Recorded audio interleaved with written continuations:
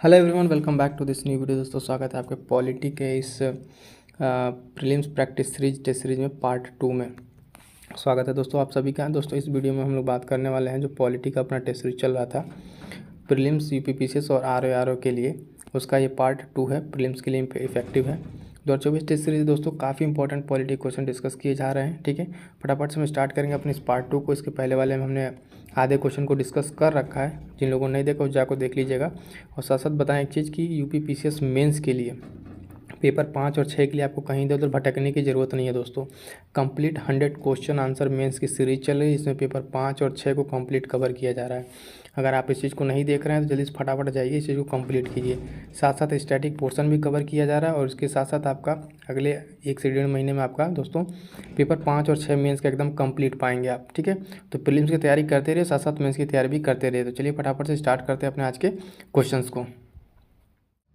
Next question हमारा 41 number कि भारत में जो संविधान की मूल संरचना है, बुनियादी ढांचा, इसका सिद्धांत का स्रोत क्या है, ये आया कैसे। ठीक है, तो ऑप्शन हमारे पास संविधान से आया, न्यायिक व्याख्या से, न्यायविदों के मत से, या संसदीय कानून से। तो इसका राइट आंसर क्या हो जाएगा दोस्तों? इसका राइट आंसर जो हो जाएगा वो हो जाएगा ऑप्शन बी। ठीक है, न्यायिक व्याख्या से। ठीक है, इसका पहले कभी संविधान में इसका कहीं जिक्र नहीं था संविधान की मूल संरचना के बारे में। ठीक है, ये एक्सप्लेन करते समय जो केशवानंद भारती केस था उस समय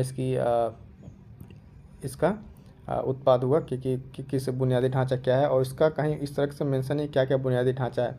इस पर सुप्रीम कोर्ट ने यह कह रखा है कि समय समय पर बताएगा क्या बुनियादी ढांचा है और क्या संविधान की मूल संरचना है। तो इसका राइट आंसर क्या आ जाएगा? न्यायिक व्याख्या के थ्रू आया है मूल संरचना का सिद्धांत। ठीक है, अगला क्वेश्चन देखेंगे। क्वेश्चन है 42 नंबर कि उच्चतम न्यायालय में संविधान के निर्वाचन से संबंधित मामले की सुनवाई करने के लिए न्यायाधीशों की संख्या जो है कम से कम कितनी होनी चाहिए। ठीक है, जो सुप्रीम कोर्ट की बात हो रही है यहाँ पे। संविधान के निर्वाचन के लिए कितने संबंधित मामलों में उस न्यायाधीशों की संख्या कम से कम कितनी होनी चाहिए। तो ऑप्शन है 10, 9, ठीक है ना, 7 या 5। तो इसका राइट आंसर हो जाएगा दोस्तों ऑप्शन डी, 5। मिनिमम जो है 5 जजों का बेंच होना जरूरी है इस केस की सुनवाई के लिए। ठीक है, देखते हैं नेक्स्ट क्वेश्चन। नेक्स्ट क्वेश्चन है 43 कि 1853 के चार्टर अधिनियम के संबंध में निम्नलिखित कथनों पर विचार कीजिए। ठीक है, तो इसमें बताना है कौन सा सही है। 2 कथन दिए। पहला कथन है कि इसने पहली बार गवर्नर जनरल के कार्यकारी और विधायी कार्यों को अलग किया। ठीक है, तो ये सही है। ठीक है, सेकंड क्या है? भारतीय विधान परिषद में स्थानीय प्रांतीय सरकारों का प्रतिनिधित्व पहली बार इस अधिनियम द्वारा लाया गया था। ठीक है, तो पूछ रहा है कौन सा सही है, तो इसका राइट आंसर हो जाएगा ऑप्शन सी। ठीक है, दोनों इसके राइट आंसर हैं, दोनों ऑप्शन इसके ठीक है, इसमें कोई गलत नहीं है। ठीक है, एक बार फिर से देख लीजिए कि 1857 चार्टर एक्ट के बारे में है ना, गवर्नर जनरल कार्यकारी और विधायी कार्यों को अलग किएगा और विधान परिषद में स्थानीय प्रांतीय सरकारों का प्रतिनिधित्व पहली बार किया गया। अब देखेंगे दोस्तों इन सारे क्वेश्चंस में 1 बाय 1 करके सारे जो पॉलिटी के आपको टॉपिक हैं चैप्टर वाइज, वो सारे धीरे धीरे कवर होते चले जाएंगे। ठीक है, इस तरीके से जो भी लोग टेस्ट सीरीज से इसको लगाएंगे तो उनका एक कंप्लीट रिवीजन सिलेबस का हो जाएगा टॉपिक वाइज। अगला क्वेश्चन है क्वेश्चन नंबर 44। इसमें क्या पूछा गया है? संविधान सभा की संरचना के संबंध में निम्नलिखित कथनों पर विचार कीजिए। प्रतिनिधियों को 4 घटकों हिंदू, मुस्लिम, सिख, ईसाई और ठीक है ऐसे चुना जाना था। संविधान सभा की कुल सदस्य संख्या 389 थी। ठीक है, तो 389 थी। तो इसमें बताना क्या है हमें कि कौन सा सही है। ठीक है, कौन सा इसमें सही है हमें बताना है। तो देखिए इसमें चारों घटक तो नहीं थे। ठीक है, इसमें चारों घटक नहीं थे तो पहला गलत हो जाएगा। संविधान सभा कुल सदस्य संख्या से 389 थी, ये बात सही है। तो हमारा राइट आंसर क्या हो जाएगा? Option B. केवल बी जो है, केवल 2 यहाँ पे सही हो जाएगा। संविधान सभा के बारे में अगर बात करें दोस्तों तो इसकी जो इसके गठन नवंबर 1946 में इसका गठन होता है। ठीक है, कैबिनेट मिशन प्लान के द्वारा, और इसकी फर्स्ट मीटिंग जो है हम देखेंगे 9 दिसंबर है ना 1946 को होती है। तो ये संविधान सभा के बारे में कुछ इन्फॉर्मेशन, और सीट के बारे में, एलोकेशन के बारे में जो संख्या 389 थी। ठीक है, इसमें किस तरीके से बना था? ब्रिटिश इंडिया के लिए आप देखेंगे 296 सीट। ठीक है, और प्लस प्रिंसली स्टेट के लिए 93 सीट। ठीक है, तो इस तरीके से सीटों का डिस्ट्रीब्यूशन था है ना, और ये कम्युनल पे था। तो इसमें बस 2 ही तरह के इसमें डिवाइड किया गया था। तो इसका क्वेश्चन के अकॉर्डिंग हमने आपको बता दिया। बाकी सीटों का बंटवारा कैसे था ये ध्यान रखिएगा, और संविधान सभा संरचना के बारे में थोड़ा सा एडिशनल इन्फॉर्मेशन ध्यान रखिएगा। ठीक है, नेक्स्ट क्वेश्चन है क्वेश्चन नंबर 45 इंपॉर्टेंट क्वेश्चन है, ध्यान दीजिएगा। संविधान की 12वीं अनुसूची के संबंध में निम्नलिखित कथनों पर विचार करना है। कौन सी अनुसूची? 12वीं अनुसूची के बारे में यहाँ बात कर रहा है ना। स्टेटमेंट पहला है कि पंचायतों की शक्तियों, अधिकार और जिम्मेदारियों को निर्दिष्ट करता है, तो ध्यान से पढ़िएगा, ठीक है, क्योंकि पहला यहाँ पे गलत है। क्यों गलत है? यहाँ पंचायत नहीं, ये जो बात करता है नगर पालिका के बारे में बात करता है, ठीक है। इसे 73वें संविधान संशोधन के माध्यम से जोड़ा गया? बिल्कुल नहीं, ये भी गलत है, क्योंकि इसे 74वें के माध्यम से जोड़ा गया था। 73 वाले में पंचायत को किया गया था, और पंचायत जो है 11वीं अनुसूची में है, ठीक है। इसमें 18 मामले हैं, ठीक है। तीसरा एक सही है। पूछ रहा है राइट आंसर कौन सा है यहाँ पे, तो सही उत्तर हम देखेंगे ऑप्शन के हिसाब से केवल 3, 1 2 3, तो एक तो है ही नहीं, 2 है ही नहीं, ठीक है, ये भी नहीं, केवल 3, यानी हमारे पास ऑप्शन हो जाएगा केवल 3। एक इसका राइट आंसर होगा। इसको समझिएगा, पंचायती राज वाला क्वेश्चन कई बार एग्जाम से पूछा हुआ है और बार बार ये पूछा भी जाता है, ठीक है, यहाँ से क्वेश्चन, ठीक है। तो 2 अमेंडमेंट है, ठीक है, 73 नंबर और 74 नंबर, ठीक है, 2 संविधान संशोधन है। 73वें में जो बात किया गया है वो पंचायतों से रिलेटेड है, और 11वीं अनुसूची, ठीक है। और उसको 12वीं अनुसूची 74 वाले में देखेंगे 12वीं अनुसूची, और इसमें क्या है, ये 74 संशोधन द्वारा जोड़ा गया था, तो ये दोनों गलत हो गया, ठीक है, इससे रिलेटेड नहीं है। बाकी इसमें 18 मामले, ये चीज़ सही है, ठीक है। तो इस तरह से क्वेश्चन को रिवाइज करते चलिएगा। अगला क्वेश्चन है 46 नंबर, इंपॉर्टेंट क्वेश्चन है कि भारतीय संविधान का कौन सा अनुच्छेद अल्पसंख्यकों को अपनी मनपसंद शिक्षण संस्थाओं को स्थापित करने और संचालित करने का अधिकार संरक्षण प्रदान करता है? अनुच्छेद 19? नहीं, बिल्कुल नहीं। 26? ये भी नहीं। 29, 30, ठीक है। तो इसका राइट आंसर क्या हो जाएगा दोस्तों? अनुच्छेद 30, ठीक है। ये हो जाएगा ऑप्शन डी इसका राइट आंसर।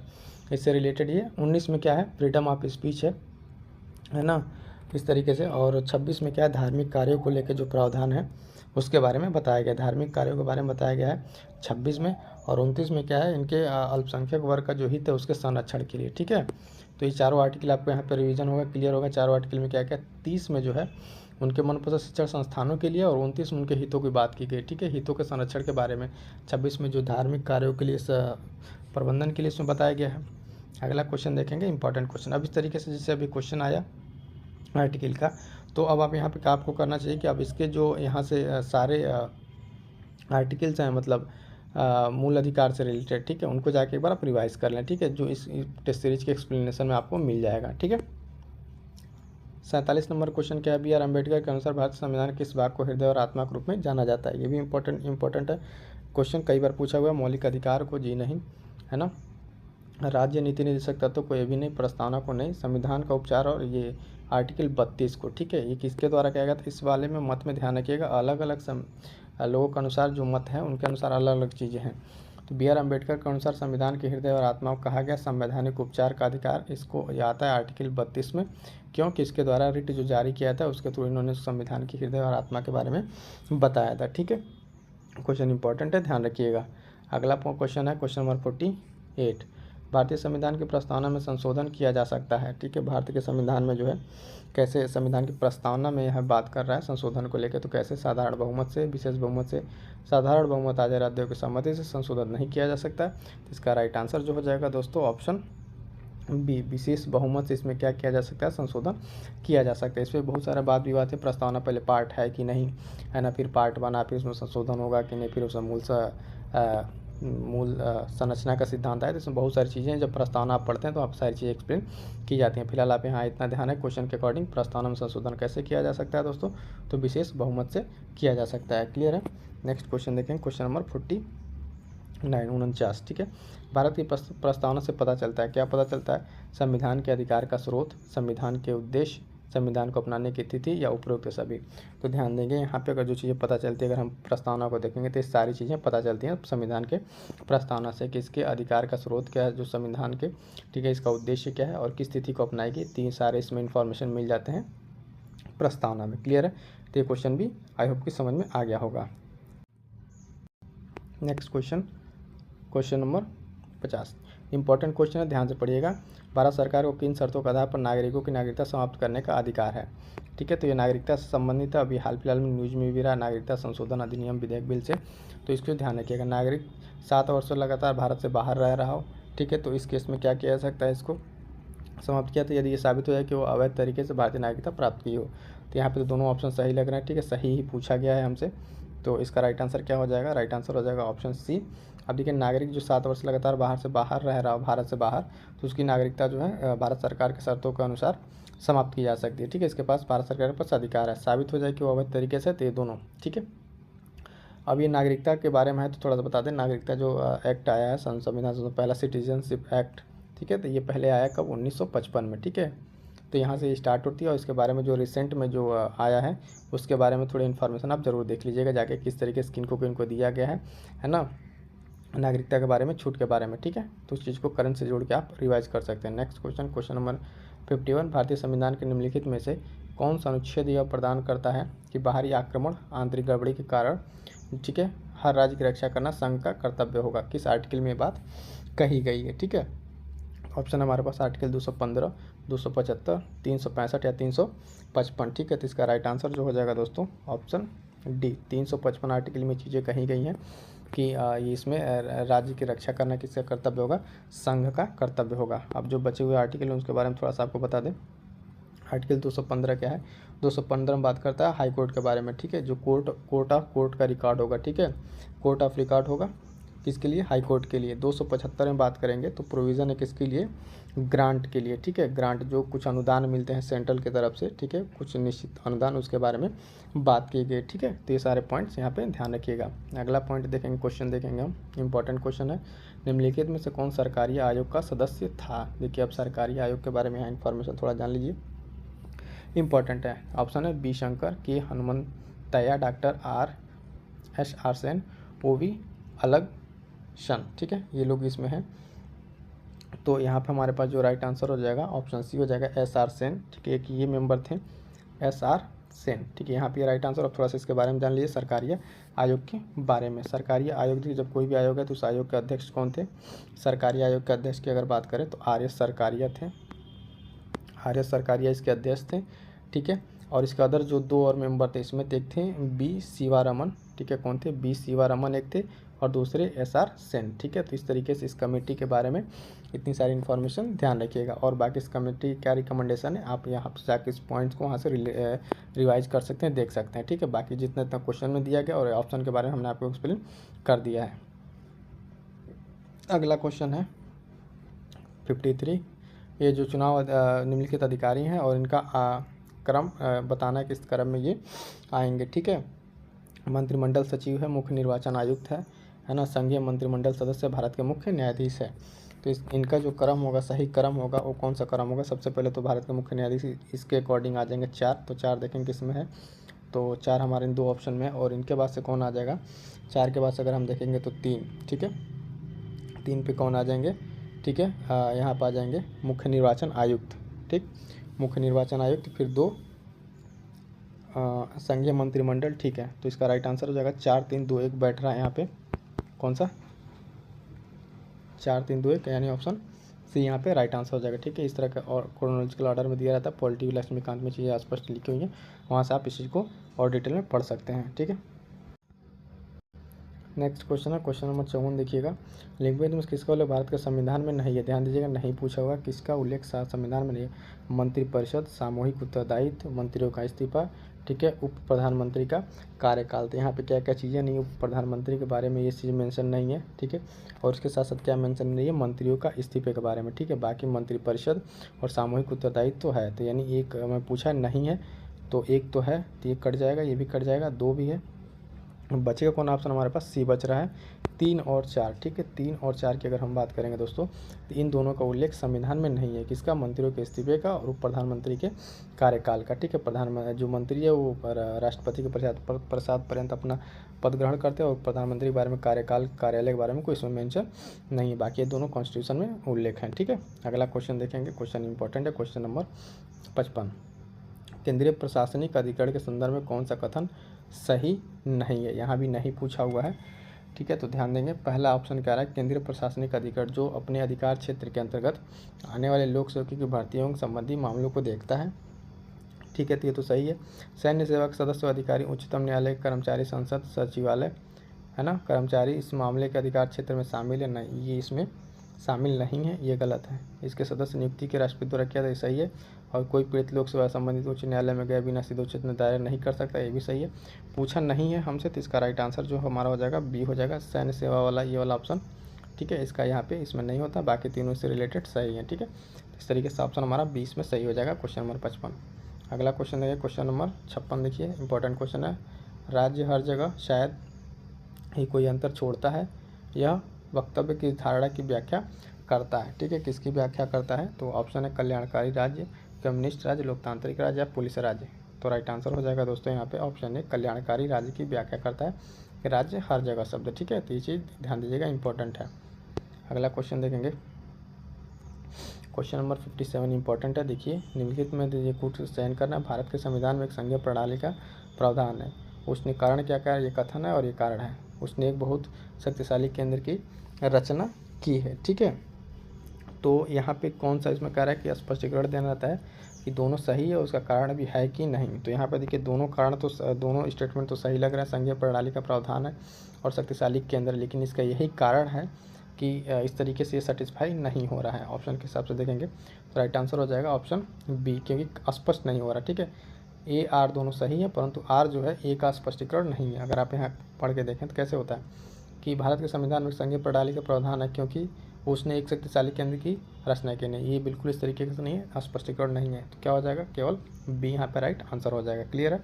क्वेश्चन इस तरीके जब रहता है तो पहले तो स्टेटमेंट चाहिए दोनों सही अपनी जगह, उसके बाद कारण के लिए क्योंकि लगा के कथन में कारण को क्योंकि लगा के सेट कीजिए। अगर बैठता है इस तरीके से सही है तो वहाँ पे सही हो पाएगा। ठीक है, इस तरीके से इस तरह क्वेश्चन को डील किया जाता है।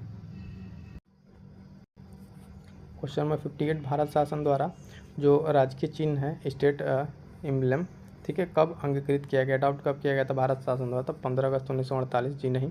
अक्टूबर 1947 नहीं। 26 जनवरी 1948, 26 जनवरी 1950 को। ठीक है, इसका राइट आंसर क्या हो जाएगा दोस्तों? Option D. ठीक है, 26 जनवरी 1950 की चीज़ ध्यान दीजिए। जब तक क्वेश्चन रीड कर रहे हैं तब तक आपको जो ऑप्शन सही लग रहा है उसको मन में आप टिक कर लीजिए, फिर यहाँ पर हम आपको आंसर बता ही रहे हैं। तो यहाँ पर क्या हो जाएगा, जो राजकीय चिन्ह उसको कब अडॉप्ट किया गया? 26 जनवरी 1950 को। अगला क्वेश्चन 59 भारतीय संविधान सभा ने राष्ट्रीय ध्वज को सर्वप्रथम कब स्वीकार किया? इंपॉर्टेंट क्वेश्चन है, कई बार पूछा हुआ है। ठीक है, तो इस तरह के क्वेश्चन भी इसमें आपको एक दो क्वेश्चन मिल जाएंगे। तो 22 जुलाई 1947, 23 जुलाई 47, 25 जुलाई 47, 15 अगस्त 47। अब यहाँ पे देखिए स्पेसिफिक डेट पूछ लिया, बाकी सारा आपका ईयर सेम है ना। तो इसका राइट आंसर जो होगा दोस्तों हो जाएगा ऑप्शन है 22 जुलाई 1947 को। याद रहेगा, राष्ट्रीय ध्वज को कब स्वीकार किया गया? तो 22 जुलाई 1947 को स्वीकार किया संविधान सभा के द्वारा। अगला क्वेश्चन नंबर 60 निम्नलिखित में से कौन सा संविधान के अनुच्छेद 3 के तहत संसद के एक कानून द्वारा संभव नहीं है? नहीं पूछा है तो ध्यान से पढ़िएगा। नए राज्यों का गठन, राज्य के क्षेत्रों में परिवर्तन, राज्य की सीमाओं में परिवर्तन, नए राज्यों का प्रवेश। ठीक है, तो जो आर्टिकल 3 के तहत जो चीज़ हो सकती है इसमें नए राज्यों का गठन हो सकता है, राज्य के क्षेत्रों की सीमा में परिवर्तन, ठीक है, और राज्य की सीमाओं में परिवर्तन, ये सब सारी चीज़। तो नए राज्यों का प्रवेश जो है अनुच्छेद 3 के तहत नहीं होगा। ठीक है, तो ये ऑप्शन यहाँ पे गलत हो जाएगा और गलत ही हमसे पूछा है, तो यहाँ पे हो जाएगा डी, नए राज्यों का प्रवेश नहीं हो सकता अनुच्छेद 3 के तहत। अब ये भी बात तीनों याद रखिएगा, 3 के तहत हो क्या सकता है? नए राज्यों का गठन, राज्यों के क्षेत्र में परिवर्तन, सीमाओं में परिवर्तन, ये चीज़ें हो सकती हैं। तो इस तरफ से क्वेश्चन को क्रॉस में याद रखिएगा, समझते रहिएगा। क्वेश्चन है 61 निम्नलिखित में कौन सा एक सुमेलित नहीं है? ठीक है, आर्टिकल दिए हुए हैं और उनके बारे में बताया गया है कि कौन सा इसमें सुमेलित नहीं है। तो अनुच्छेद 23 मानव के दुर्व्यापार और बाल श्रम से रिलेटेड प्रतिबंध, ठीक है, सही है ये। अनुच्छेद 24 कारखानों में बालकों के नियोजन का प्रतिषेध, ये भी सही है। अनुच्छेद 26 के बारे में हमने अभी पढ़ा, धार्मिक कार्यों के प्रबंधन की स्वतंत्रता, हम आपको बताए थे अभी जस्ट कुछ पिछले वाले क्वेश्चन में, ये भी सही है। 29 देखिए यहाँ पे 29 में बात किया है शिक्षण संस्थानों की स्थापना और प्रशासन करने के इसके वर्गों का अधिकार।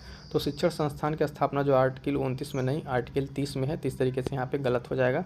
ठीक है, ये गलत हो जाएगा। और 29 में जो है इनके हितों के संरक्षण के बारे में बात किया गया है, जबकि संस्थान के बारे में अगर अल्पसंख्यकों की बात करें तो आर्टिकल को है 30 में बात की गई। एक क्वेश्चन अभी पीछे हम आपको एक्सप्लेन किए हैं, उसी से देखिए फॉर्म के क्वेश्चन बना हुआ है। ठीक है, अगला क्वेश्चन देखेंगे क्वेश्चन नंबर 62 सुमेलित करना है, सूची दिया हुआ है, विषय दिया हुआ है। ठीक है, तो इस तरह के क्वेश्चन भी आते हैं एग्जाम में मिलान करने के लिए। तो देखिए आर्टिकल 40, 41, 44 और 48 दिया हुआ है। सबसे पहले 44 देखिए यूनिफॉर्म सिविल कोड, समान नागरिक संहिता, तो सी का तीसरा हो जाएगा। अनुच्छेद 40 ग्राम पंचायतों का गठन हो जाता है। अनुच्छेद 48 कृषि पशुपालन, ठीक है, और ये आप देखेंगे 41 काम करने का अधिकार, यानी यहाँ पे जो है चारों के चारों ऑप्शन सीधे जो आपस में ऐसे मैच हैं, इसमें कोई इधर उधर नहीं है। ऑप्शन देख लेते हैं कौन सा इसका सही होगा, 1, 2, 3, 4 इसमें देखना है हमें। यानी पहला ही ऑप्शन हमारा सही होगा कि जो है जिसका वो सामने सामने सही है। ठीक है, एक बार और फिर से यहाँ पे एक बार ध्यान दीजिए, इंपॉर्टेंट है आर्टिकल सारे कई बार पूछे गए हैं और पूछने की पॉसिबिलिटी रहती है। यहाँ से क्वेश्चन 40 में क्या कहा गया, ग्राम पंचायतों का गठन, 41 में काम करने का अधिकार, अनुच्छेद 44 यूनिफॉर्म सिविल कोड। अभी हाल फिलहाल में जो है उत्तराखंड जो है आपका ये यूनिफॉर्म सिविल कोड लागू करने का विधेयक पारित कर चुका है। ठीक है, अनुच्छेद 48 में कृषि एवं पशुपालन के बारे में बात की गई है। क्लियर है, ये क्वेश्चन काफ़ी इंपॉर्टेंट हो जाता है, ध्यान रखिएगा। क्वेश्चन कह रहा है 63 इंपॉर्टेंट क्वेश्चन है। जब इस तरह क्वेश्चन आए तो पहले देख के डरना नहीं रहता है कि क्वेश्चन बड़ा है लेंदी, पढ़ेंगे आपको ये तुरंत समझ में आ जाएंगी। कह रहा है 42वें संविधान संशोधन में अधिनियम के माध्यम से नहीं जोड़ा गया, यानी बाकी चीज़ जोड़ी गई और एक चीज़ कोई ऐसा है जो नहीं जोड़ा गया है। ठीक है, एक एक ऑप्शन पढ़ते हैं और देखते हैं क्या इसमें सही है। उद्योगों के प्रबंधन में सर्वों की भागीदारी सुनिश्चित करना अनुच्छेद 43 से ये जोड़ा गया है। विशेष राज्य, जो राज्य विशेष रूप से आय में समानताओं को प्रयास करेगा और स्थिति सुविधाओं में समानताओं को प्रयास करेगा, आर्टिकल यहाँ पे 38 ये नहीं जोड़ा गया। ठीक है, बच्चों के स्वास्थ्य विकास को सुरक्षित करना ये जोड़ा गया 39। ये देखें पर्यावरण वाला 48 ये भी जोड़ा गया है 42वें संविधान संशोधन में। तो अब देखिए यहाँ पूछा गया नहीं, हमसे पूछा गया क्वेश्चन क्या, क्वेश्चन हमसे पूछा गया दोस्तों कि 42वें संविधान नहीं जोड़ा गया है, तो बी नहीं जोड़ा गया है, इसको हटा दें तो बाकी जो है तीनों इसमें क्या किए गए, ऐड किए गए। तो क्वेश्चन के अकॉर्डिंग हमारा राइट आंसर क्या हो जाएगा, ऑप्शन बी। ठीक है, ऑप्शन बी राइट आंसर हो जाएगा, इस चीज़ को ध्यान रखेंगे। एक बार 42वें संविधान संशोधन को मिनी संविधान संशोधन कहा गया है, इस चीज़ पे ध्यान रखेंगे। नेक्स्ट क्वेश्चन देखेंगे, क्वेश्चन नंबर 64। क्या कह रहा है क्वेश्चन, भारतीय संविधान के किस अनुच्छेद में राज्य की राजभाषा या भाषाएं अपनाने की प्रक्रिया के बारे में पूछ रहा है। तो सबसे ऑप्शन देख लीजिए, हमारे पास आर्टिकल है यहाँ पे कौन कौन से अनुच्छेद, 343 है, 44 है, 345 और 46। यहाँ पर राइट आंसर है वो हम आपको बता दे रहे हैं, ऑप्शन सी यहाँ पे सही है 345। बाकी जो राज्य की राजभाषा और भाषाएं अपनाने के बारे में, इन सब चीज़ों के बारे में अगर बात करेंगे तो ऑफिशियल लैंग्वेज, ठीक है, ऑफिशियल लैंग्वेज के बारे में बात किया गया संविधान के भाग 17 में। किसमें, भाग 17 में बात किया गया है और उसमें आर्टिकल 343 से लेकर 351 तक में बात की गई है। और यहाँ पर हमें क्या पूछा, प्रक्रिया के बारे में पूछा, तो इसका राइट आंसर हो जाएगा ऑप्शन सी 345। 65 नंबर की बात करें, भारतीय संविधान का भाग 16 अनुच्छेद 303 से 342 तक संबंधित है। इस तरीके से भी याद रखिएगा, क्वेश्चन में कई बार पूछ लेता है कि कौन से भाग में कहाँ से कहाँ तक आर्टिकल है। भाग 16 में 330 से 342 तक।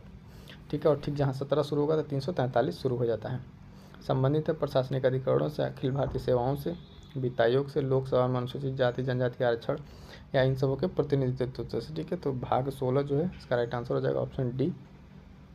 संविधान का भाग 16 बात करता है किसके लिए, लोकसभा में अनुसूचित जाति जनजाति के आरक्षण, आंग्ल भारतीय समुदाय के प्रतिनिधित्व से। ठीक है, आर्टिकल रहता है 330 से 342 तक। तो इस क्वेश्चन को ध्यान देंगे इस तरीके से, जैसे कोई भी सारे संविधान के जो जितने पार्ट हैं उन सारे पार्ट्स को आप याद रखिए, उन सारे पार्ट के साथ किस आर्टिकल में क्या मेंशन है इसे भी ध्यान रखिएगा। पॉलिटी में डायरेक्ट क्वेश्चन यहाँ से बनते हैं। अगला क्वेश्चन है, निम्नलिखित से कौन सा राज्य उच्च न्यायालय का मुख्य क्षेत्राधिकार नहीं है। ठीक है, किसके बारे में कर, उच्च न्यायालय हाईकोर्ट के बारे में बात कर रहा है।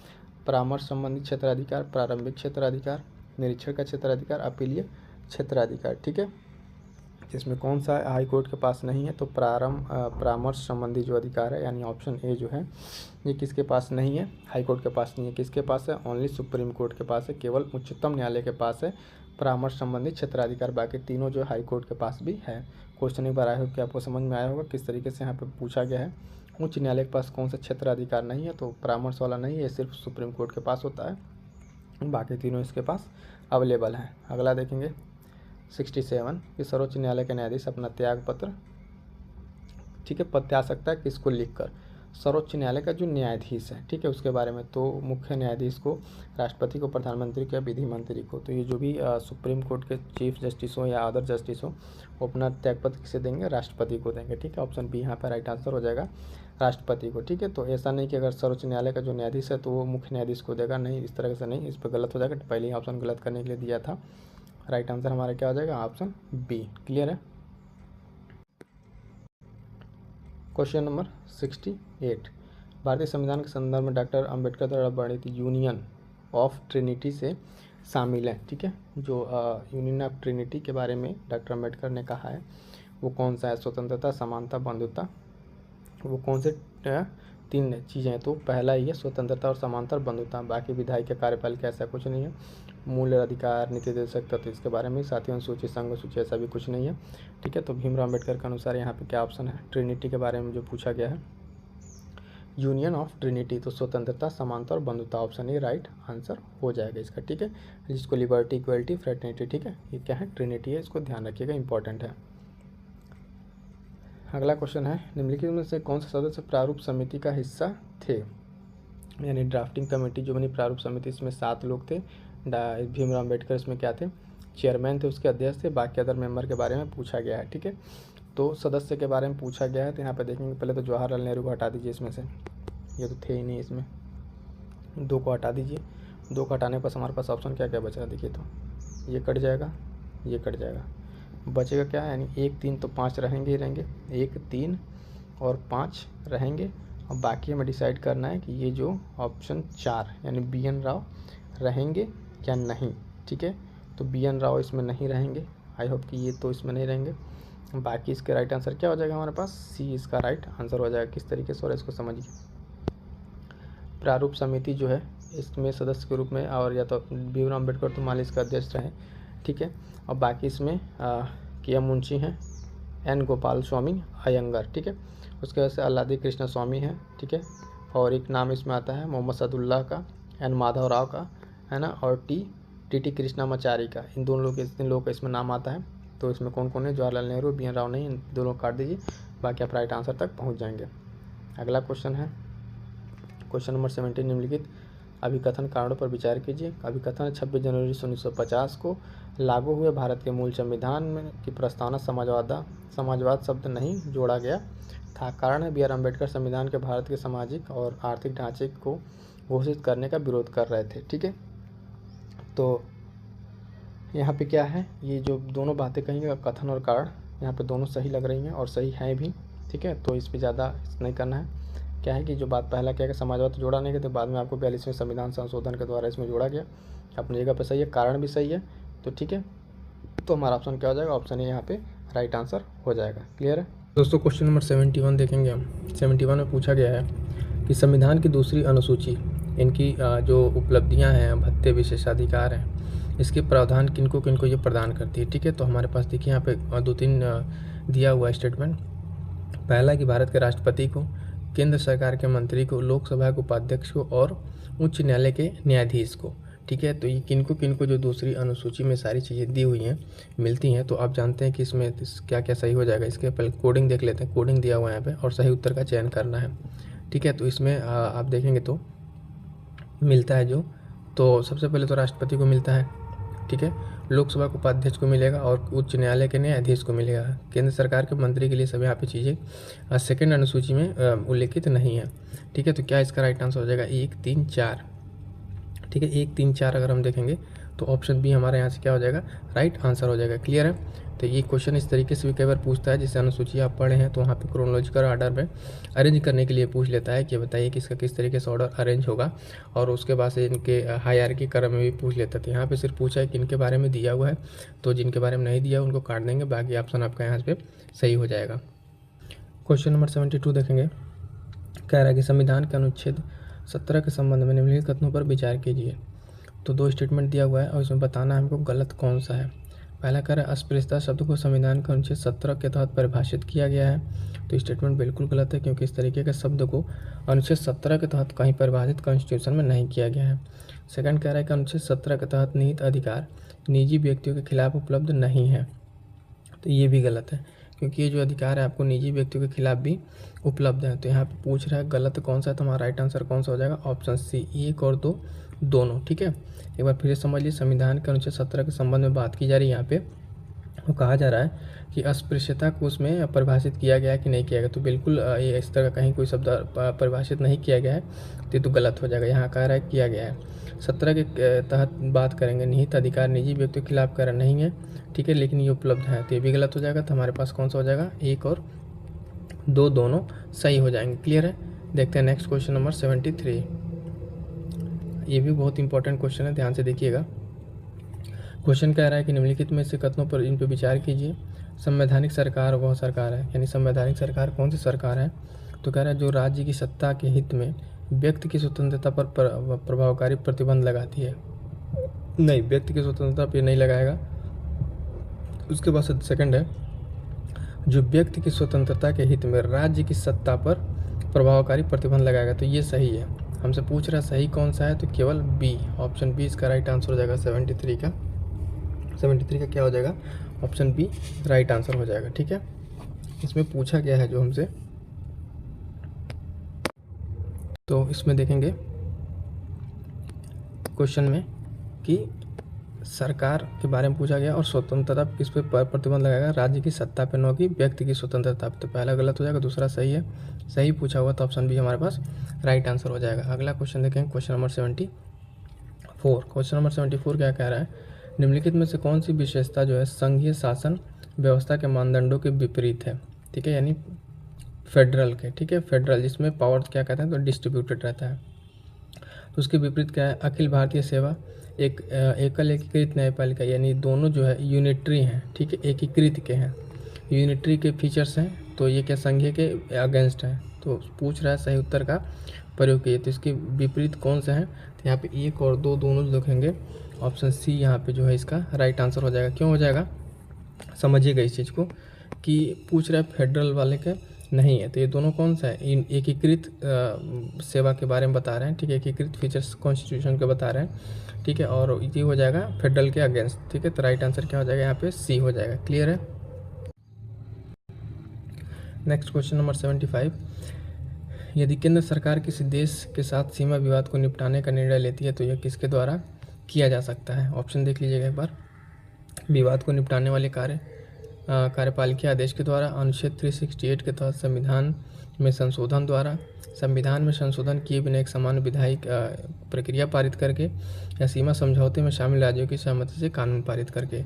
तो इसका जो राइट आंसर हो जाएगा दोस्तों कि विवाद को निपटाने को वाले कार्यपालिका के आदेश के द्वारा ये किया जा सकता है, यानी ऑप्शन हमारा राइट आंसर होगा।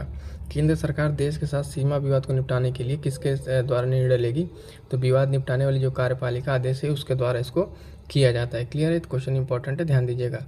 अगला क्वेश्चन देखेंगे, सर्वोच्च न्यायालय के समक्ष लंबित किसी भी मामले में अगर बात करें तो किस अनुच्छेद के तहत पूर्ण न्याय कर सकता है। ठीक है, आर्टिकल पूछा हुआ डायरेक्ट आपसे, तो कह रहा है आर्टिकल 136, 137, 141 और 142। इसका राइट आंसर हो जाएगा, सुप्रीम कोर्ट से रिलेटेड है। ठीक है, 142। ठीक है, ऑप्शन डी राइट आंसर हो जाएगा। इसमें जो है सर्वोच्च न्यायालय में लंबित किसी मामले में जो है ये पूर्ण न्याय कर सकता है। किसके अंडर में, आर्टिकल 142 के तहत। ये किसके लिए है, सुप्रीम कोर्ट के लिए, न कि हाई कोर्ट के लिए। ध्यान दीजिएगा, आर्टिकल 142। क्लियर है। नेक्स्ट क्वेश्चन, इसको मोस्ट इंपॉर्टेंट लगाइएगा, कई बार परीक्षाओं में पूछा हुआ है और बार बार पूछे जाते हैं रिट से रिलेटेड क्वेश्चन। ठीक है, तो पूछ रहा है कि रिट है उसके अर्थों के बारे में बताना है। रिट का नाम दिया हुआ है और इधर उधर उसका मतलब दिया हुआ है। बंदी प्रत्यक्षीकरण, बंदी प्रत्यक्षीकरण का मतलब क्या होता है कि को प्रस्तुत किया जाए। ठीक है, उसको प्रस्तुत किया जाए उसके सामने।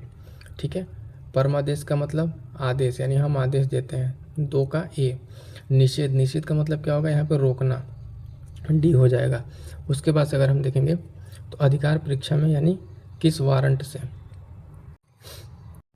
किस वारंट से। तो इस तरीके से हमारा अगर मैचिंग देखेंगे, मिलान करेंगे, तो पहले का क्या हो रहा था, सी हो जा रहा था। इसमें पहले का बी है, इसमें पहले का बी है, कट जाएगा। ठीक है, और तीसरे का डी, तीसरे का डी आपका मिल जा रहा है, इसमें भी नहीं है। तो यहाँ से 2 से हमारा मिल जाएगा, ऑप्शन डी यहाँ पर राइट आंसर हो जाएगा। पहले का सी है ना, और दूसरे का ए, और तीसरे का डी, चौथे का बी। ठीक है, तो इसको याद रखिएगा, जो भी आपके रिट्स हैं, है ना। और रिट के मामले में एक चीज़ याद रखिएगा कि जो आपकी सुप्रीम कोर्ट की शक्तियाँ वो सीमित है, जबकि हाई कोर्ट की शक्तियाँ हैं सुप्रीम कोर्ट से ज़्यादा है। ठीक है, रिट के मामले में, रिट जारी करने के मामले में। ठीक है, और ये रिट हैं जो इनके क्या क्या इनके मीनिंग्स हैं, ये चीज़ याद रखिएगा। मैचिंग करने के लिए इसे बार बार दे देता है। अगला क्वेश्चन देखेंगे, क्वेश्चन ये भी इम्पोर्टेंट है, ध्यान दीजिएगा। सिक्किम जो है भारत का 22वां राज्य कब बनता है, 42वें संविधान संशोधन से, या 40वां, 39वां या 36वां। तो ये बनता है 36वें संविधान संशोधन के द्वारा। आपका राइट आंसर यहाँ पे क्या हो जाएगा, डी हो जाएगा। 36वें संविधान संशोधन के द्वारा सिक्किम को 22वें राज्य का दर्जा मिल जाता है। क्लियर है। नेक्स्ट क्वेश्चन देखेंगे। नेक्स्ट क्वेश्चन हमारा 79, राज्य के नीति निर्देशक तत्व निम्नलिखित में से अनुच्छेद कौन सा गांधीवादी सिद्धांत का हिस्सा नहीं है। यानी अब आप बात करें डीपीएसपी में जो कुछ आर्टिकल हैं राज्य के नीति निर्देशक तत्व में, उसमें कुछ सामाजिक को लेकर प्रदर्शित करता है, कुछ गांधीवादी विचारधारा को। तो पूछ रहा है इन दिए में से कौन सा गांधी विचारधारा को प्रदर्शित नहीं करता है। पहला देखेंगे, ग्रामीण क्षेत्रों में व्यक्तिगत और सहकारिता के आधार पर कुटीर उद्योगों को बढ़ावा देना। तो ये बिल्कुल कुटीर उद्योग और ग्रामीण क्षेत्र में गांधी जी सिद्धांत के पालन करता है। गाय, बछड़ों, अन्य दुधारू भारोत्तोलक मवेशियों के वध पर रोक लगाना, तो ये भी सही है। कृषि और पशुपालन को आधुनिक वैज्ञानिक तर्ज पर संगठित करना। तो यहाँ पर जो आधुनिक टर्म है इस मामले में गांधी जी का कोई इसमें नहीं है, राय नहीं है। स्वास्थ्य और हानिकारक नशीले पेय पदार्थों के सेवन पर रोक लगाना, तो ये भी सही है। पूछ हमसे रहा है कि ऑप्शन कौन सा गांधीवादी वाला नहीं है, गलत है, तो ऑप्शन सी हमारा यहाँ पर राइट आंसर हो जाएगा। ठीक है, क्वेश्चन काफ़ी बढ़िया क्वेश्चन यहाँ पे देखेंगे कि आपको यहाँ पे कंसेप्चुअल जो आर्टिकल और उसकी मीनिंग अगर आप यहाँ पर अच्छे से तैयार होंगे तभी आप इस क्वेश्चन को कर पाएंगे। ठीक है, तो इस चीज़ का भी यहाँ पे ध्यान रखेंगे। और जो यहाँ पे सी जो नहीं दिया हुआ ये कौन सी प्रॉपर्टी है, तो ये लिबरल इंटेलेक्चुअल प्रॉपर्टी है। ठीक है, लिबरल इंटेलेक्चुअल प्रॉपर्टी के अंतर्गत ये आता है। ठीक है, अगला क्वेश्चन देखेंगे। अगला क्वेश्चन है क्वेश्चन नंबर 80। निम्नलिखित में से किसके द्वारा जो संपत्ति का जो मूल अधिकार है उसको लोप कर दिया यानी हटा दिया गया। तो 40 संविधान संशोधन दिया हुआ, पूछ रहा है बेसिकली किसके द्वारा, तो 40वें के द्वारा, 42, 44 या 46। ठीक है, तो यहाँ पे किस संविधान संशोधन के द्वारा अगर आप देखेंगे तो यहाँ पे इसको हटा दिया गया। तो ये संविधान का जो संपत्ति वाला अधिकार था संविधान में, इसको 44वें संविधान संशोधन द्वारा हटा दिया गया, यानी इसका राइट आंसर ऑप्शन सी हो जाएगा। ठीक है, संपत्ति का मूल अधिकार को हटाया गया 44वें संविधान संशोधन द्वारा। तो याद रखिएगा कुछ मेजर इंपॉर्टेंट यहाँ पे संविधान संशोधन है उनको आप जरूर याद रखिएगा, वो बार बार एग्जाम्स में पूछे जाते हैं। अगला क्वेश्चन देखिए, फिर संविधान संशोधन से ही है, काफ़ी इंपॉर्टेंट क्वेश्चन है, ध्यान दीजिएगा। अब इस तरीके से अगर आप देखेंगे तो पूरे टेस्ट सीरीज में आपका टॉपिक वाइज सारे जो सिलेबस के पॉइंट है वो कवर होते जा रहे हैं। अगला पॉइंट देखेंगे 81 क्वेश्चन नंबर, संवैधानिक संशोधन दिया उनको उद्देश्य पर विचार करना है। पहला दे रहा सहकारी समितियाँ, 97 संविधान संशोधन बिल्कुल सही है। राष्ट्रीय न्यायिक नियुक्ति आयोग के बारे में जो बात की गई 99 संविधान संशोधन में भी सही है। बांग्लादेश के साथ एनक्लेव क्षेत्र यानी जो आदान प्रदान किया गया समय संविधान संशोधन में भी सही है।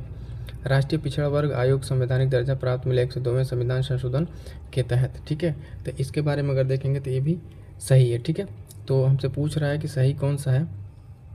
ऑप्शन में यहाँ पे देखेंगे तो कौन सा युग्म सुमेलित है, तो यहाँ पे देखेंगे सभी युग्म क्या है, सुमेलित हैं। तो यहाँ पर अगर आप देखेंगे तो इस चीज़ को ध्यान रखिएगा कि जो सारे यहाँ पे दिए हुए हैं, ठीक है, कॉन्स्टिट्यूशनल अमेंडमेंट चारों के चारों सही हैं और ये चारों कई बार एग्जाम्स में अलग अलग भी पूछे गए हैं, यहाँ पे एक साथ आपको मिल जा रहे हैं, इसको यहाँ पे आप याद कर लीजिएगा, चारों यहाँ पे क्या है, सही है। ठीक है, अगला क्वेश्चन देखते हैं, क्वेश्चन नंबर 82 में क्या कह रहा है, संविधान के निम्नलिखित में से कौन सा प्रावधान सीधे भाईचारा की भावना को बढ़ावा देता है। ठीक है, तो प्रस्तावना में इस तरह की बात की गई है, मौलिक कर्तव्य, राज्य के नीति निर्देशक तत्व, तो यहाँ पे नहीं किया गया, प्रस्तावना में और मौलिक कर्तव्य में। पूछ रहा है सही उत्तर कौन सा है, तो 1 और 2 यानी ऑप्शन बी यहाँ पे राइट आंसर हो जाएगा। जैसे कहाँ पे इस तरह की बात की गई है हमको बताएं, भाईचारा फ्रेटर्निटी को लेके, तो प्रस्तावना भी आप देखेंगे बंधुत्व की भावना के बारे में बात की गई है, एक वर्ड आता है बंधुत्व। मौलिक कर्तव्य में देखेंगे कि वहाँ भी भाईचारे और प्रेम समरसता को बढ़ावा देने की बात की गई, लेकिन इसमें बात नहीं की गई इस तरह की भाईचारे को लेकर डायरेक्ट सीधे तौर पर। तो पूछ रहा सही कौन सा है, तो केवल 1 और 2 यहाँ पे हमारा राइट आंसर हो जाएगा। ठीक है,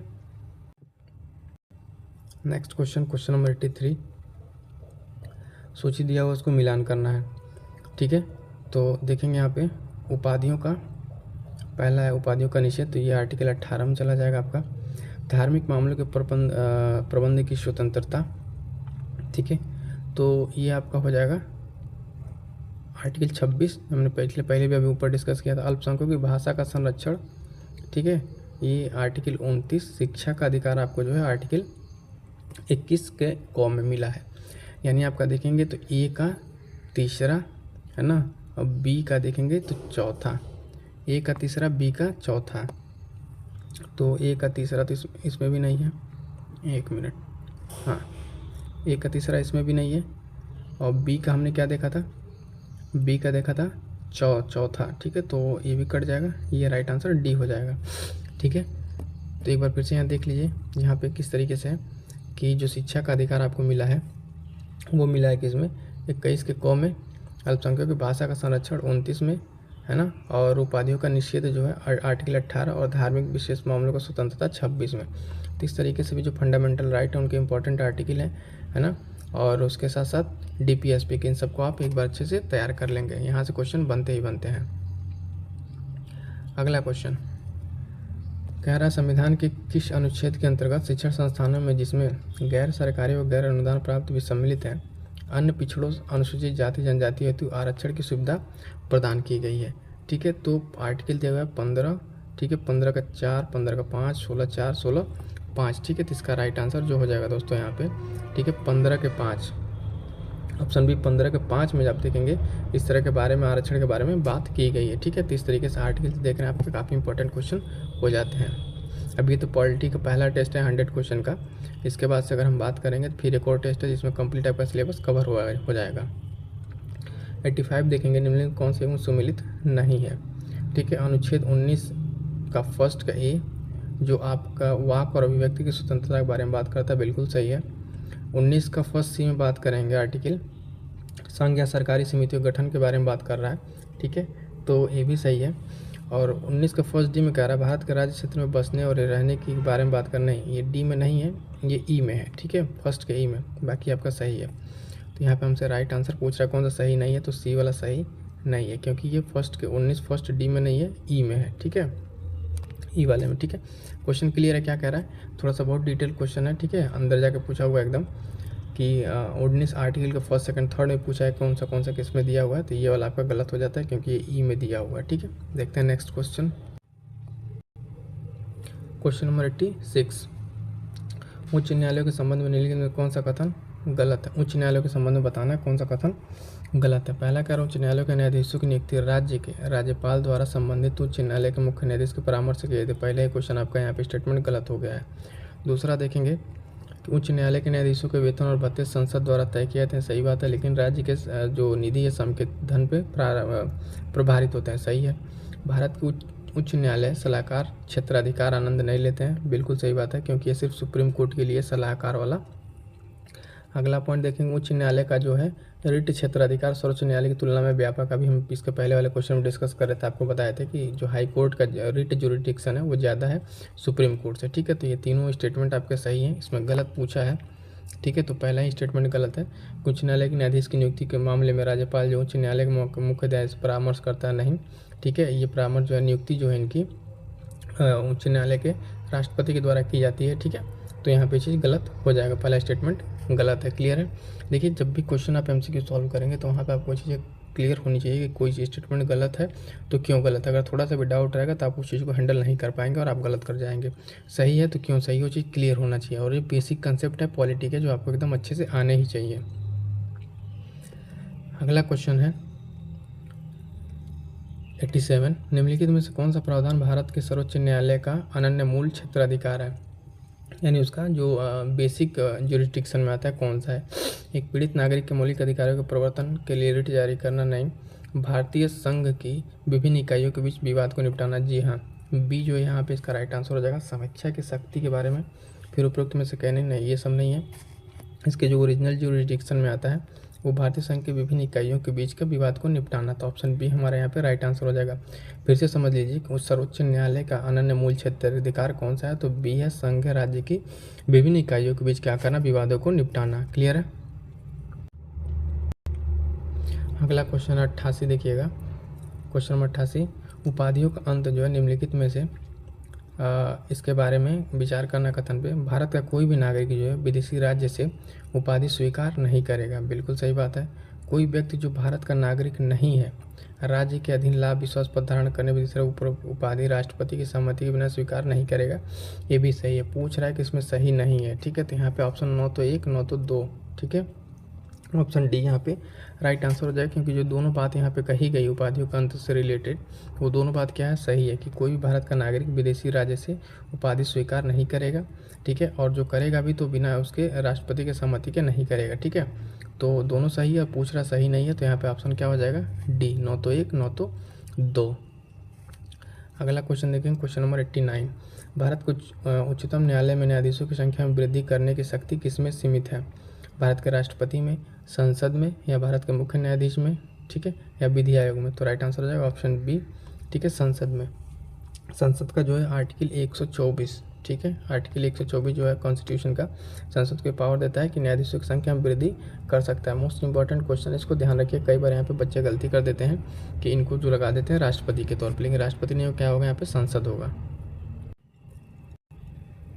अगला क्वेश्चन नंबर 90, सर्वोच्च न्यायालय में तथा एडहॉक न्यायाधीशों की नियुक्ति होती है, कब होती है एडहॉक न्यायाधीशों की नियुक्ति? एक चीज़ ध्यान दीजिए, एडहॉक जो ये न्यायाधीश है सिर्फ सुप्रीम कोर्ट में होते हैं नियुक्ति, इनकी हाई कोर्ट में नहीं होती है। तो कतिपय न्यायाधीश दीर्घकालीन अवकाश पर चले जाते हैं, बिल्कुल नहीं। न्यायाधीशों की नियुक्ति के लिए कोई ऐसा जब उपलब्ध न हो, नहीं। न्यायालय के समक्ष जो लंबित वाद हैं उसमें ज़्यादा हो, यानी कुछ जब ज़्यादा केसेस आ जाए तब नियुक्ति होती है, ऐसा भी नहीं है। न्यायालय के सत्र के लिए न्यायाधीशों की गणपूर्ति का जब पर्याप्त न हो तब जाकर इनको नियुक्त किया जाता है। यानी इसका राइट आंसर अगर हम देखेंगे तो ऑप्शन डी हो जाएगा। न्यायालय के किसी सत्र के लिए न्यायाधीशों की गणपूर्ति का जब पर्याप्त नहीं होती है तब क्या नियुक्त किया जाता है? एडहॉक न्यायाधीश नियुक्त किए जाते हैं। इंपॉर्टेंट है, इसको ध्यान रखिएगा, सुप्रीम कोर्ट और हाई कोर्ट से रिलेटेड। अगला देखें क्वेश्चन नंबर 91। क्वेश्चन नंबर 91 कह रहा है अनुच्छेद और संविधानों के प्रावधान निम्नलिखित में से कौन से युग में सही सुमेलित नहीं है? पहला कारण अनुच्छेद 223 में उच्च न्यायालयों में अतिरिक्त और कार्यवाहक न्यायाधीश नियुक्त किए जाते हैं, नहीं, गलत है। ये आर्टिकल आपका 127 में आता है, पहले ही गलत मिल गया। अनुच्छेद 233 जिला न्यायालयों की नियुक्ति, ये सही है। अनुच्छेद 217 का भी ये देखेंगे, उच्च न्यायालयों के न्यायाधीशों को हटाना, सही है। अनुच्छेद 222 उच्च न्यायालयों के न्यायाधीशों का स्थानांतरण, बिल्कुल सही है। हमसे पूछा है कौन सा गलत है, ठीक है, तो इस पर ध्यान देंगे कि अनुच्छेद जो 223 है इसमें जो बताया गया है एक्टिंग चीफ जस्टिस के बारे में, इसमें अपॉइंटमेंट एक्टिंग चीफ जस्टिस के बारे में बताया गया है, न कि ये उच्च न्यायालय में अतिरिक्त कार्यवाहक के बारे में, ठीक है, उच्च न्यायालय के बारे में नहीं, ठीक है। तो पूछ रहा सही नहीं है कौन सा, तो पहला सही नहीं है, ठीक है। देखते हैं नेक्स्ट क्वेश्चन 92। इस क्वेश्चन में क्या बात किया गया है अगर देखेंगे तो उच्च न्यायालय के न्यायाधीशों के लिए आवश्यक योग्यता क्या है? वो भारत का नागरिक होना चाहिए, ठीक है। उसे 10 साल से अधिक इस बार न्याय क्षेत्र में धारण करना चाहिए, भी सही है। राष्ट्रपति की राय में उसे प्रतिष्ठित विधिवेत्ता होना चाहिए, ये चीज़ कोई आवश्यक नहीं है, ठीक है। तो यानी सही उत्तर चुनना है तो 1 और 2 हमारा राइट आंसर हो जाएगा, ऑप्शन ए, ठीक है, ऑप्शन ही हो जाएगा। क्योंकि जो इसके बेसिक में अगर बात करें कौन सा न्यायालयों के लिए आवश्यक है तो पहला और दूसरा आवश्यक है, ये तीसरा उतना ज़रूरी नहीं है, ठीक। देखते हैं नेक्स्ट क्वेश्चन नंबर 93। 93 में बात किया दोस्तों, देखेंगे कि लोक अदालत के बारे में बात किया है, लोक अदालतों से संबंधित है। इस पर कथन दिया लोक अदालत केवल दीवानी मामलों का निर्णय कर सकती है, आपराधिक मामलों का नहीं, ठीक है। जहाँ इस तरह केवल सभी आ जाए तो मोस्ट ऑफ द चीज़ें गलत हो जाती हैं, ये गलत हो जाएगा क्योंकि ये दोनों मामलों की देखभाल करता है। यदि पक्ष लोक अदालत के निर्णय से संतुष्ट नहीं है तो ऐसे निर्णय के विरुद्ध वो अपील प्रावधान है नहीं है। जो यहाँ पर निर्णय दे दीजिएगा वो लास्ट निर्णय। पूछ रहा है कौन सा सही है, ठीक है, तो यहाँ पे सही पूछ रहा है तो 9 तो 1 9 तो 2, दोनों सही नहीं है, दोनों गलत है। क्यों गलत है एक बार फिर से आपको हम समझा दें, क्वेश्चन इंपॉर्टेंट क्वेश्चन है, ध्यान दीजिएगा। लोक अदालत जो है दीवानी मामलों के साथ साथ आपराधिक मामला भी देखता है, और यहाँ कह रहा है कि सिर्फ एक मामला देखता है, एक नहीं देखता, इसलिए गलत हो गया। दूसरा, इस पक्ष की अदालत के बारे में अगर बात करें तो जो संतुष्ट नहीं है वो अपील कह रहा है कि कर सकता है लेकिन अपील वो नहीं कर सकता, ठीक है। इसमें कहा गया है कि कर सकता है लेकिन अपील नहीं कर सकते, ये भी गलत हो जाएगा, ये भी गलत हो जाएगा, तो हमारा ऑप्शन क्या हो जाएगा, डी यहाँ पे सही हो जाएगा। क्वेश्चन नंबर 94 देखेंगे, मद्रास राज्य बनाम चंपक, ठीक है, दोराए राजन मुकदमा मामले में सर्वोच्च न्यायालय के निर्णय के परिणाम स्वरूप मौलिक अधिकार को संशोधित किया गया था। किस मौलिक अधिकार को संशोधित किया गया था? तो विधि के समक्ष समानता का अधिकार को नहीं, भेदभाव के विरुद्ध अधिकार को, ठीक है, या अस्पृश्यता के विरुद्ध अधिकार को, या विचार एवं अभिव्यक्ति की स्वतंत्रता के अधिकार को किया गया था, ठीक है। तो यहाँ पे जो इसका राइट आंसर हो जाएगा दोस्तों ऑप्शन बी, भेदभाव के विरुद्ध वाला जो अधिकार है इस मामले में मद्रास हाई कोर्ट ने जो इस मुकदमे में दिया था भेदभाव के विरुद्ध वाले में, ठीक है। तो इस चीज़ को डायरेक्ट याद रखिएगा, चंपक बनाम राजन मुकदमे में भेदभाव के विरुद्ध अधिकार को यहाँ पे संशोधित किया गया था। अगला क्वेश्चन देखेंगे 95 क्वेश्चन कह रहा है भारतीय संविधान के अनुच्छेद 22 के संबंध में निम्नलिखितों पर विचार करें। ठीक है। निवारक निरोध कानून के तहत किसी व्यक्ति की नज़रबंदी 2 महीने से अधिक नहीं हो सकती, जबकि सलाहकार बोर्ड निस्तारित नज़रबंदी के लिए पर्याप्त रिपोर्ट न करे। ठीक है, तो ये भी गलत है। केवल संसद न कि राज्य की विधानसभाओं के निवारक निरोध के लिए कानून बनाने का विशेष अधिकार है। तो यहाँ पर संसद को भी है और राज्य को भी है। पूछ रहा सही कौन सा है, तो दोनों हमको गलत मिल गए। ठीक है, दोनों स्टेटमेंट यहाँ पे क्या मिल गया, हमको गलत मिल गया। तो 9 तो 1, 9 तो 2। ठीक है, इस मामले में पहला भी गलत है 22 के संबंध में, दूसरा भी गलत है। दूसरा क्यों गलत है कि राज्य की विधानसभाओं को भी इसमें पावर मिला हुआ है, और वहाँ पे जो दिया हुआ है कि 2 महीने शायद नहीं होता, उससे ज़्यादा का ये होता है। ठीक है, नेक्स्ट देखें क्वेश्चन नंबर 96। क्वेश्चन नंबर 96 में क्या कह रहा है कि निम्नलिखित में से कौन सा एक अधिकार राष्ट्रीय आपातकाल में भी सीमित नहीं किया जा सकता है। ठीक है, तो कौन सा नहीं किया जा सकता है। देश के किसी भाग में निवास बसने की स्वतंत्रता, इसको किया जा सकता है। व्यक्तिगत स्वतंत्रता जीवन का अधिकार, ठीक है, ये राइट आंसर हो जाएगा ऑप्शन बी। भारत के संपूर्ण क्षेत्र के आबाद में भ्रमण की स्वतंत्रता, इसको भी बाधित किया जा सकता है। उपजीविका स्वतंत्रता, इसको भी बाधित किया जा सकता है। तो ध्यान दीजिएगा, आपातकाल जब भी लगता है देश में, तो उस टाइम में क्या बात की जाती है कि व्यक्ति की स्वतंत्रता और जीवन जीने का अधिकार को सीमित नहीं कर सकता आपातकाल में भी। तो ये क्वेश्चन इंपॉर्टेंट हो जाता है, ध्यान दीजिएगा। अगला है दल बदल विरोध में। दल बदल विरोध पे तो हमने एक आंसर राइटिंग भी कराया है, बहुत ही शानदार क्वेश्चन था कि दल बदल विरोधी कानून क्या है, किस तरीके से पार्टी को इफेक्ट करती है और भारतीय जो राजनीति है उसको कैसे इफेक्ट कर रही है। आप लोग जाकर उसको जरूर देखिएगा, दल बदल विरोध कानून के संदर्भ में। और ये काफ़ी प्रचलित है, इस बार क्वेश्चन इस पे और गठबंधन सरकार पे तो आना लगभग तय है। निम्नलिखित कदमों विचार कीजिए, यदि एक पार्टी के 2/3 के सदस्य किसी अन्य पार्टी के साथ विलय कर तो उन्हें अयोग्यता से छूट दी जाती है। बिल्कुल सही बात है। दल बदल के अध्यक्ष जो है स्वतः कार्रवाई कर सकते हैं, नहीं स्वतः कार्रवाई नहीं कर सकते हैं। तो इसका राइट आंसर क्या हो जाएगा, केवल सही पूछा है हमसे, तो केवल एक यहाँ पे इसका राइट आंसर हो जाएगा कि जब इसमें 1/3 से ज़्यादा 2/3 से ज़्यादा पार्टी के सदस्य एक साथ जाते हैं तो उनसे अयोग्यता से छूट दी जाती है। इसमें मामले में अध्यक्ष जो है स्वतः कार्रवाई नहीं कर सकते हैं। ठीक है, तो सही पूछा है, तो केवल एक यहाँ पे इसका राइट आंसर हो जाएगा। क्लियर है। नेक्स्ट क्वेश्चन देखते हैं। नेक्स्ट क्वेश्चन है 98। निम्नलिखित में विचार की हिमाचल प्रदेश, मणिपुर, हरियाणा, त्रिपुरा उपरोक्त में से कौन से राज्य पूर्व में केंद्र शासित प्रदेश रहे हैं। ठीक है, तो यहाँ पर अगर बात करें ऑप्शन की, तो हम देखेंगे हरियाणा जो है तो पहले नहीं, हरियाणा पंजाब से कट के बना, 3 को हटा दीजिए, 3 को हटाएंगे आप तो एक बाकी सब रहे हैं, यानी 1, 2, 4। ठीक है, तो इसका राइट आंसर हो जाएगा ऑप्शन डी। कह रहा है कि कौन से पूर्व में नहीं रहे हैं। ठीक है, प्रदेश रहे हैं तो हिमाचल भी रहा है और मणिपुर, त्रिपुरा सब रहे हैं। हरियाणा जो नहीं रहा क्योंकि पंजाब से कट के बना, तो 3 कट जाएगा, बाकी हमारे पास 1, 2, 4 सही आंसर मिल जाएगा। अगला क्वेश्चन 99 क्वेश्चन नंबर पे आ गए हम लोग। कौन सा अधिकार जो है विदेशियों को प्रदान नहीं है। ठीक है, तो धर्म, नस्ल, जाति के आधार पर भेदभाव के खिलाफ अधिकार, कानून के समक्ष समानता का अधिकार, तो ये तो उनको प्राप्त है। संसद और राज्य विधानमंडल की सदस्यता के चुनाव लड़ने का अधिकार, ये नहीं प्राप्त है। संवैधानिक पद धारण करने का अधिकार, ये भी नहीं प्राप्त है। तो 3 और 4 नहीं प्राप्त है। पूछ रहा है विदेशियों को प्राप्त नहीं है, तो 3 और 4 पहले ढूंढेंगे कहाँ है। इसमें 3, 4 नहीं, इसमें 3, 4 नहीं है, और इसमें कौन सा 1 और 4।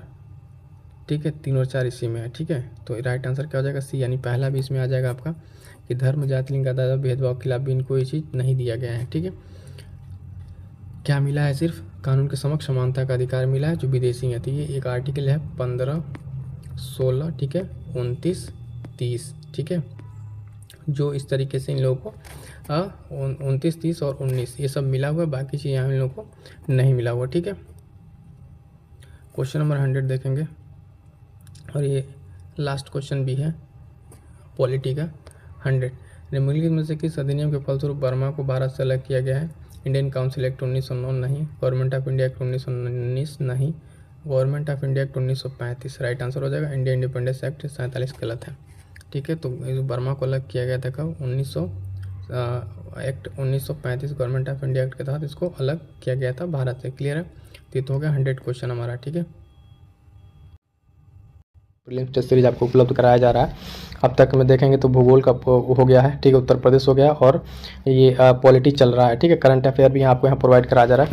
तो दोस्तों आप अपनी पढ़ाई को अपने साथ जारी रखिए। ठीक है, जो अपना पढ़ रहे हैं उसके साथ साथ अगर आप इस चैनल के माध्यम से जुड़े रहेंगे, अगले 1-2 महीने में आप अपने अंदर बदलाव पाएंगे। मेरा पूर्ण विश्वास है, इसलिए कह रहा हूँ क्योंकि यहाँ पे आपको चीज़ें मेंस, ठीक है, मेंस की भी आपको तैयारी कराई जा रही है और प्री की भी, तो दोनों आपको एक साथ यहाँ पे करने को मिल जाएगा। तो इसलिए करें, जो भी दोस्त अब इस चीज़ को नहीं देखें फटाफट से जाइए देखिए, और आपके जो भी सुझाव हैं वो आप कमेंट बॉक्स में ज़रूर बताइएगा, ठीक है।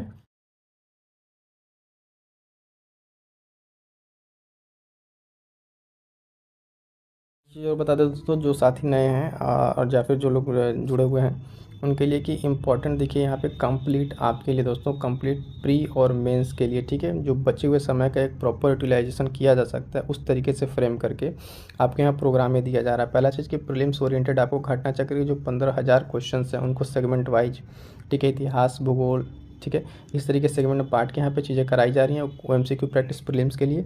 उसके बाद से अलग से टेस्ट सीरीज कराया जाएगा सब्जेक्ट वाइज, कुछ टेस्ट सीरीज अपलोडेड है, उसको भी जाकर आप देख सकते हैं। और साथ साथ जो आपका ये आंसर राइटिंग सीरीज चल रहा है तो आपके लिए मोस्ट इंपॉर्टेंट हो जाता है, जिसको आप अभी अटेम्प्ट कर रहे हैं, है ना। और उसके साथ जो स्पेशल ये प्रोग्राम है स्टैटिक पोर्शन का, इसको आप जरूर कवर कीजिए। और जिन लोगों ने आंसर राइटिंग का ये बेसिक सेशन नहीं देखा उसको जाकर जरूर देखिए कि किस तरीके से बिगिनर्स मेंस की आंसर राइटिंग को करें, किस तरीके से अपने आंसर राइटिंग को इम्प्रूव कर सकते हैं। तो ये सब सारी चीज़ें आपके लिए काफ़ी इंपॉर्टेंट होने वाली है। तो दोस्तों जाके आप इस वीडियो को जरूर देखें, ठीक है। मिलते हैं किस नेक्स्ट वीडियो में, तब तक के लिए थैंक यू सो मच।